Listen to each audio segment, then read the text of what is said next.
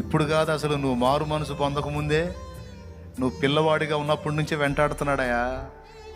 లేకపోతే ఎప్పుడో నువ్వు ఎప్పుడో మట్టిగా కలిసిపోయి, ఎముకలు కూడా కలిసిపోయి ఈ పాటికి. ఒప్పుకుంటావు ఈ మాట? నమ్ముతావా ఇది నిజమని? దేవుడు నిన్ను పసితనం నుంచి వెంటాడి కాపాడుకుంటా రాకపోతే ఈ పాటికి సచ్చి బూడిదా, లేకపోతే మట్టిలో మట్టి అయి ఉండేదానివి ఉండేవాడు. నేను, మీరు. నా అనుభవం నేను చెప్పాను, నాకు మైక్ వచ్చింది కాబట్టి. నీకు మైక్ ఇస్తే నువ్వు కూడా చెబుతావు, నాకు ఇన్నిసార్లు ఇన్ని జరిగినాయి అన్నయ్య, ఆయన దేవుడు కాపాడాడని. ఎవరి చరిత్రలో వాళ్ళకు ఉన్నాయి. మొత్తాన్ని వెంటాడి చావకుండా కాపాడి ఈ రోజు వరకు మనల్ని బతికించి పోషిస్తున్న దేవుడు ఇంకా నిన్ను వదలలేదు అన్న ఒక్క మాట చాలు నీకు నిరీక్షణకి. ఇంకా నిన్ను విడిచిపెట్టలేదు, విడిచిపెట్టబోడు.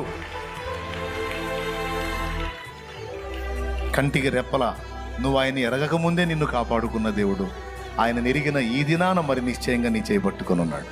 నిన్ను వదిలిపెట్టడు.